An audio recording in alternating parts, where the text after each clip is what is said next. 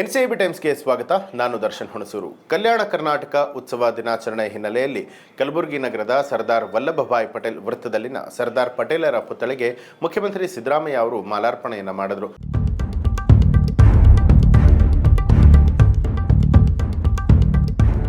ಇದಕ್ಕೂ ಮುನ್ನ ಮುಖ್ಯಮಂತ್ರಿ ಸಿದ್ದರಾಮಯ್ಯ ಅವರನ್ನ ಉತ್ಸವಕ್ಕೆ ಸ್ವಾಗತಿಸುವುದಕ್ಕೆ ಸರ್ದಾರ್ ಪಟೇಲ್ ಅವರ ವೃತ್ತದಲ್ಲಿ ಗೋಂದಳಿ, ಮೇರು ಕೋಲಾಟ, ಡೊಳ್ಳು ಕುಣಿತ, ಹಲಗಿ ವಾದ್ಯ ಮತ್ತು ಹೆಜ್ಜೆ ಮೇಳದ ನೃತ್ಯವು ಉತ್ಸವಕ್ಕೆ ಮೆರುಗನ್ನು ಕೊಟ್ಟಿತು.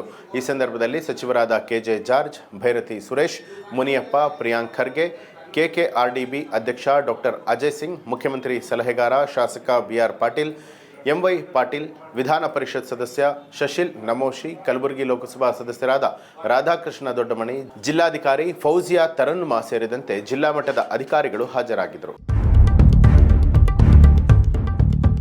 ಇದು ಈ ಹೊತ್ತಿನ ಪ್ರಮುಖ ಸುದ್ದಿ. ಮತ್ತಷ್ಟು ವಿಶೇಷ ಸುದ್ದಿಗಳಿಗಾಗಿ ನೋಡ್ತಾ ಇರಿ ಎನ್ಸಿಐಬಿ ಟೈಮ್ಸ್, ಅಪರಾಧ ಮುಕ್ತ ರಾಷ್ಟ್ರಕ್ಕಾಗಿ.